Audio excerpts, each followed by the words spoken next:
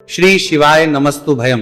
दोस्तों, जैसा कि आप सभी लोग जानते हैं कि 14 अप्रैल 2026 यानी मंगलवार को पड़ रही है वैशाख मास की कृष्ण पक्ष द्वादशी तिथि और मेष संक्रांति। और दोस्तों, यह वह तिथि है जो वैशाख मास में पड़ने वाली सबसे बड़ी तिथि है, क्योंकि यह मंगलवार के दिन पड़ रही है और इसका बहुत ही बड़ा और विशेष महत्व होता है। पूज्य गुरुजी ने कहा है कि अगर कभी भी मौका लग जाए और वैशाख महीने की द्वादशी तिथि मंगलवार को पड़ जाए तो आप लोगों को एक छुटकी काला तिल वाला उपाय तो अवश्य ही करना चाहिए। इन दोनों का संयोग बहुत ही कम आता है। इसी के साथ में गुरुजी ने अपनी शिव पुराण कथा में बताया है कि इस दिन आपको एक छुटकी काला तिल वाला उपाय तो आपको अवश्य ही करना चाहिए, क्योंकि ऐसा दिन पूरे साल में सिर्फ एक ही बार आता है। और दोस्तों, आप सभी लोग जानते हो कि मंगलवार द्वादशी तिथि का अगर सबसे बड़ा कोई उपाय है तो वह एक छुटकी काला तिल वाला उपाय है। तो दोस्तों, मंगलवार द्वादशी तिथि के दिन आप लोगों को इस एक छुटकी काला तिल वाला उपाय को जरूर करना है। बहुत सारे लोग होंगे जिन लोगों ने इस उपाय को ना किया हो, मतलब पूरा साल निकल गया, उन्होंने किसी भी दिन इस छुटकी काला तिल वाला उपाय को ना किया हो। पर दोस्तों, आपके पास एक आखिरी मौका बचा हुआ है, जो कि 14 अप्रैल मंगलवार द्वादशी तिथि के दिन है। इस दिन आप लोगों को इस वाले उपाय को जरूर कर लेना है। भले ही आपने पूरे महीने भर इस उपाय को ना किया हो, पर अगर आपने इस महीने के मंगलवार द्वादशी तिथि के दिन अगर इस वाले उपाय को कर लिया तो आपको इस उपाय को करने का वह फल मिलेगा जिसकी आपने कभी कल्पना भी नहीं करी होगी। इसीलिए आप लोग इस वाले उपाय को एक बार जरूर कर लेना है, ताकि आप लोगों के हाथ से ये मौका ना जा सके और आपको इस उपाय को करने का फल मिल सके। दोस्तों, यह उपाय पंडित जी ने अपनी अभी की ही श्री शिव महापुराण की कथा में बताया है। उपाय को आज हम आपको बहुत अच्छे से समझाने वाले हैं। इस वीडियो को देखने के बाद इस उपाय को समझने के लिए आपको कोई और वीडियो को देखने की जरूरत नहीं पड़ेगी। तो चलिए दोस्तों, उपाय को शुरू करते हैं। देखिए, यह इस वैशाख महीने के मंगलवार द्वादशी तिथि के दिन ये इतना खास होता है, इतना महत्वपूर्ण होता है। देखा गया है कभी कभी बड़े बड़े पूजा पाठ अनुष्ठान से जो मनोकामना पूर्ण नहीं होते, वो वैशाख महीने की मंगलवार द्वादशी तिथि के दिन एक छोटे से उपाय करने से ही आपकी मनोकामना पूर्ण होए। और बहुत सारे लोगों ने इस उपाय को किया भी है और उनको इस उपाय को करने का फल भी जरूर मिला है। अगर आप लोग भी इस उपाय को करना चाहते हैं तो आप इस उपाय को पहले अच्छे से समझ लेना, सुन लेना, उसके बाद करना, आपको इस उपाय का फल जरूर मिलेगा। और इस उपाय को कर लेने से आपके घर में चाहे किसी भी प्रकार की दुहक और समस्या क्यों ना चल रही हो, आपको उसका कारण भी नहीं पता है कि भाई ये समस्या किस कारण से चल रही है। उसका कुछ भी कारण हो सकता है, जैसे पितृदोष हो सकता है या किसी भी तरह का मंगल दोष भी हो सकता है। तो इस दिन आप लोगों को ये वाला उपाय कर लेना है। ये एक ऐसा उपाय है जिस उपाय को अगर किसी विशेष दिन पर किया जाए तो भाई उस विशेष दिन का जो है वो तो हमें मिलता ही मिलता है, पर हमने उस दिन पर इस उपाय को किया है तो हमें उससे भी बड़ा फल मिलता है, और फल बहुत जल्दी मिलता है, क्योंकि आप इस उपाय को बहुत ही बड़े और विशेष दिन पर रहे हो। तो चलिए अब उपाय के बारे में बात करते हैं, लेकिन उससे पहले आप लोगों को यह जानना आवश्यक है कि आखिर यह उपाय किस समय करना है, किसको करना है और कैसे करना है। तो चलिए हम आगे आपको वीडियो में एक एक करके बता देते हैं। लेकिन उससे पहले अगर आप लोग हमारे चैनल पर पहली बार आए हैं या फिर मेरी आवाज आज पहली बार सुन रहे हैं तो हमारे चैनल वास्तविक जानकारी को सब्सक्राइब जरूर कर लेना, और इस वीडियो को लाइक करके कमेंट बॉक्स में श्री शिवाय नमस्तु भयम ओम नमः शिवाय जरूर टाइप कर देना। तो दोस्तों, इस एक छुटकी काला तिल वाला उपाय को हमें इस मंगलवार द्वादशी तिथि के दिन कैसे करना है, किसको करना है, किस समय करना है और कहां पर करना है, ये सारे सवालों के जवाब आपको इस वीडियो में मिल जाएंगे। और जो ये वीडियो देखेगा भाई, उसको एक छुटकी काला तिल वाला उपाय जरूर करना चाहिए, क्योंकि इस दिन काला तिल का भी बहुत ही बड़ा और विशेष महत्व होता है। और बात आ जाए एक छुटकी काला तिल वाला उपाय की, तो ये सोने पे सुहागा वाली बात हो जाती है और ये एक बहुत ही बड़ा उपाय हो जाता है इस मंगलवार द्वादशी तिथि का। तो अब दोस्तों, इस एक छुटकी काला तिल वाला उपाय को आखिर करना किसको है, सबसे पहले हम लोग वो बात जान लेते हैं। तो देखो, घर की जो बड़ी माताएं बहनें होती हैं, उन माताओं बहनों में से कोई भी एक बड़ी माता बहन इस वाले उपाय को कर सकती है। और दोस्तों, अगर आप तो अपने घर में से सभी सदस्यों को भी इस उपाय को करवा सकते हैं। अगर किसी व्यक्ति की खुद की कोई मनोकामना है, खुद की कोई दुख और परेशानी है जो कि वह अपने लिए ही करना चाहता है इस वाले उपाय को, तो वो खुद अपने लिए भी कर सकता है। बाकी अगर कोई घर में से ऐसा है जो कि अपने पूरे घर परिवार की सुख और शांति के लिए ये वाला उपाय करना चाहता है तो भाई वो भी कर सकता है, उसमें भी कोई दिक्कत वाली बात नहीं है। कहने का मतलब है कि इस उपाय को हर एक सदस्य भी कर सकता है और पूरे घर परिवार के सदस्य के लिए घर की बड़ी माताओं बहनों में से कोई एक माता बहन भी कर सकती है। माताएं बहनें अगर घर में उपस्थित ना हो या वो ये वाला उपाय ना कर पा रही हो तो फिर घर का कोई बड़ा सदस्य भी इस एक छुटकी काला तिल वाला उपाय को कर सकता है, चाहे फिर वह पुरुष ही क्यों ना हो, उसमें कोई भी दिक्कत वाली बात नहीं है। उसके बाद में दोस्तों जो अगला प्रश्न निकल आता है वो ये आता है इस उपाय को लेकर कि आखिर इस उपाय को हमें किस समय करना है, सुबह के समय करना है कि शाम के समय करना है। तो देखो, इस वाले उपाय को आप लोग सुबह के समय भी कर सकते हो और शाम के समय प्रदोष काल में भी कर सकते हो। अब अगर आप पूछो कि भाई सब सबसे उत्तम समय कौन सा रहेगा इस एक छुटकी काला तिल वाला उपाय को करने का, तो हम आपसे बस यही कहेंगे कि इस उपाय को आप सुबह के समय करेंगे तो ज्यादा बेहतर होगा। बाकी अगर प्रदोष काल शाम के समय भी करेंगे तो भी अच्छा होगा, उसमें कोई भी दिक्कत वाली बात नहीं है। तो अब दोस्तों जो अगली सबसे बड़ी और महत्वपूर्ण बात आती है वो ये आती है कि सुबह अगर हम उपाय को करेंगे तो हमें कितने बजे से लेकर कितने बजे तक के बीच में करना है, और शाम के समय प्रदोष काल में करेंगे तो हमें कितने बजे से लेकर कितने बजे के बीच में करना है। तो देखो, सुबह जितनी जल्दी हो सके आप उपाय को करने की कोशिश करना कि अगर किसी कारणवश लेट भी हो जाओ, थोड़ी देर भी हो जाए तो 10 या 11 बजे तक भी आप उपाय कर लेना, पर 12 बजे से ज्यादा देरी ना हो, ठीक है, इस बात का ध्यान रखना।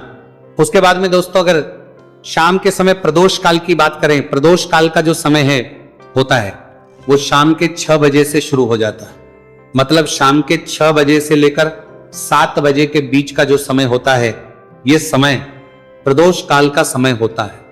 तो आप उपाय को 7 या 8 बजे के बीच में भी कर सकते हो। मतलब शाम के 6 बजे से रात 8 बजे के बीच में आप कभी भी इस वाले उपाय को कर सकते हो, उसमें कोई भी दिक्कत वाली बात नहीं है। देखिए, यदि आपके जीवन में संकट बहुत ही अधिक चल रहे हो, समस्याएं बहुत ही अधिक चल रही हो, एक एक रूप खर्च करने आपको बस ओढ़ रहा है, भूमि से जुड़ी हुई कोई भी समस्या हो या फिर आपके विवाह से जुड़ी हुई कोई भी समस्या हो या आपके व्यापार से जुड़ी हुई कोई भी समस्या हो, तो आपकी यह सारी समस्या इस मंगलवार द्वादशी तिथि के दिन समाप्त होने वाली है। तो चलिए दोस्तों जानते हैं उस विशेष उपाय के बारे में। देखिए, इस वीडियो में हम पूज्य गुरुजी द्वारा बताए गए 3 बहुत ही चमत्कारिक उपायों के बारे में जानेंगे। देखिए, ये जो उपाय है आपके जीवन से दुर्भाग्य का तो अंत करेंगे ही, साथ ही साथ यदि आपके जीवन में धन की समस्या चल रही है तो वह सभी भी आपकी समाप्त हो जाएंगी। देखिए, गुरुजी ने बताया है कि जब भी मंगलवार द्वादशी तिथि का दिन पड़े तो हमें कर्ज मुक्ति के लिए कुछ उपाय करने चाहिए। इसी के साथ हमें धन प्राप्ति, भूमि से जुड़े कार्यों और विवाह के लिए भी उपाय करने चाहिए। तो चलिए दोस्तों जानते हैं गुरुजी द्वारा बताए गए सबसे पहले उपाय के बारे में।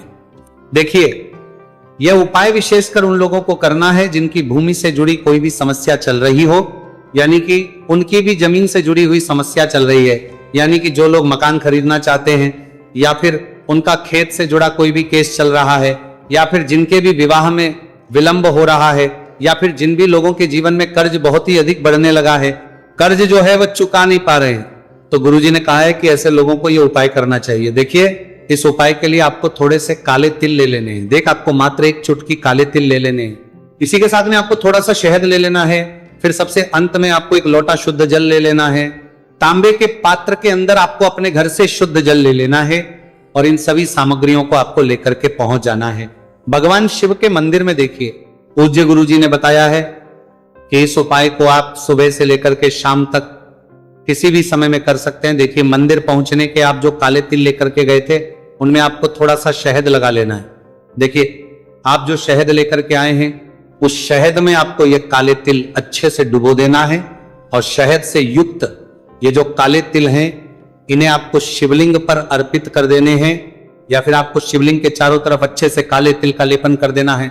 पूज्य गुरुजी ने बताया है कि लेपन करते समय यदि आपके जीवन में कर्ज से जुड़ी समस्याएं चल रही हैं, लेपन करते समय आपको आर्यन मुक्तेश्वर महादेव का स्मरण करना है या फिर आपके जीवन में विवाह से संबंधित या फिर जमीन से संबंधित कोई भी समस्या चल रही है तो फिर आपको मंगलेश्वर महादेव का स्मरण करना है।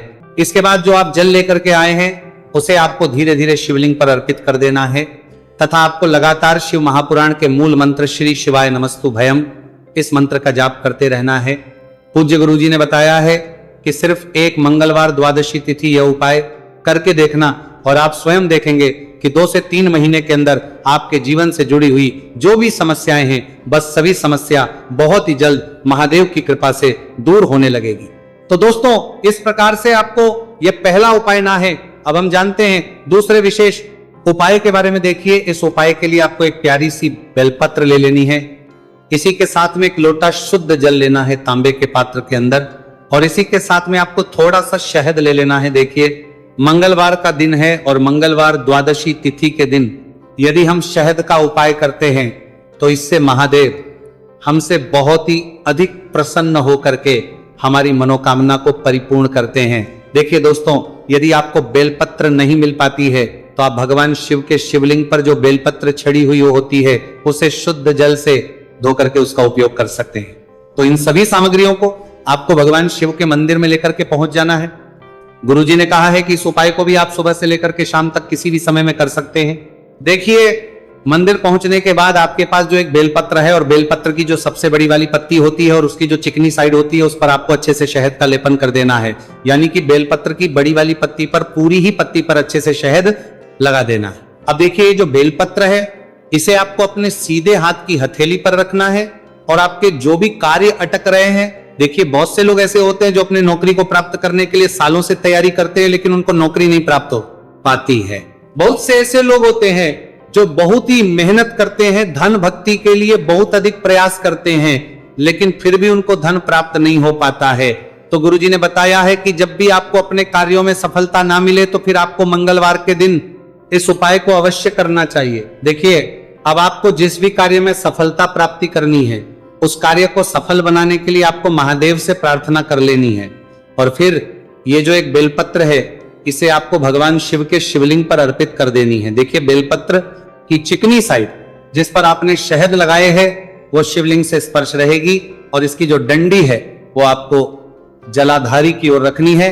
इस प्रकार से आपको यह बेलपत्र अर्पित कर देनी है। अब देखिए, आप जो एक लोटा जल लेकर के आए हैं उसे आपको भगवान शिव के शिवलिंग पर धीरे धीरे अर्पित कर देना है। श्री शिवाय नमस्तु भयम, इस मंत्र का जाप करते हुए देखिए, जैसे ही यह जल शिवलिंग से होकर के जलाधारी की ओर बह करके आएगा तो इसे आपको थोड़ा सा अपने सीधे हाथ की हथेली में झेल लेना है। इस जल को आपको अपनी दोनों आंखों पर लगा लेना है और इस जल का थोड़ा सा छिड़काव आपको अपने शरीर पर कर लेना है।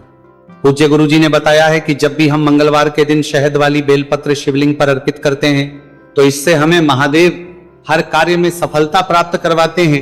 यदि हमें अपनी मेहनत करने के बावजूद भी पर्याप्त मात्रा में सफलता नहीं मिल पा रही है तो गुरुजी ने कहा है कि आपको मंगलवार द्वादशी तिथि के दिन यह चमत्कारिक उपाय अवश्य ही कर लेना है।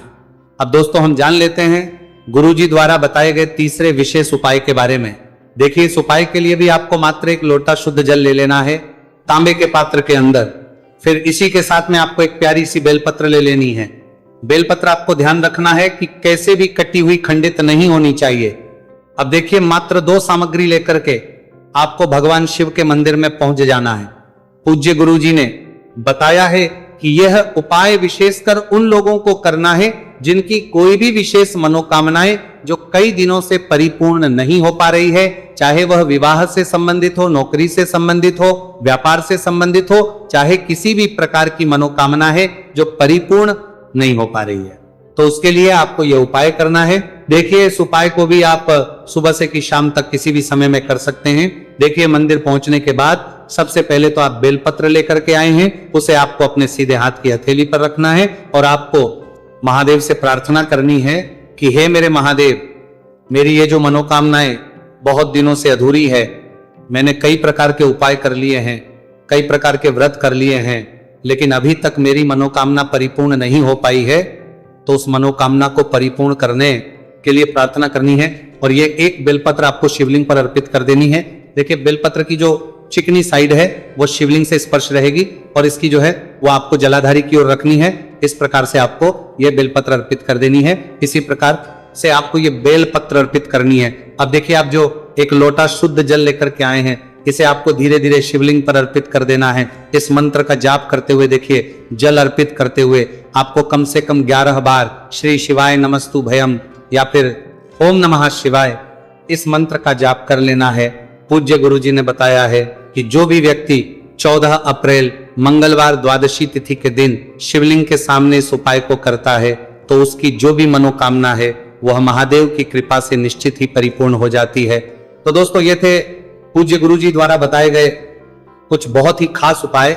अगर आपको जानकारी अच्छी लगी हो तो वीडियो लाइक करिएगा। मिलते हैं फिर एक नए वीडियो के साथ। श्री शिवाय नमस्तु भयम।